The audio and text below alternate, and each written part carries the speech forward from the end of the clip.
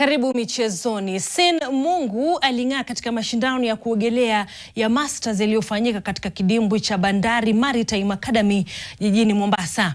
Mungu mwenye umri wa miaka 38 na wa klabu ya Harpoons alihitaji muda wa dakika 1 na sekunde 22.45 kunyakua dhahabu katika mita 100 medley. Yawe Habib wa Swimfit alishinda fedha, naye mwenzake Ian Madhenge akiambulia nishani ya shaba. Kwa upande wa wanawake, Esa Atifa mwenye umri wa miaka 44 na wa klabu ya Bandari alishinda mita 50 mtindo wa butterfly kwa muda wa sekunde 44.26. Sheila Kioi wa hospitali hii alikuwa pili, huku Rosemary Mwangi wa Otters akiridhika na nafasi ya 3. Mashindano haya yalitumika kuteua timu ambayo itaipeperusha bendera ya Kenya katika mashindano ya bara Afrika nchini Algeria.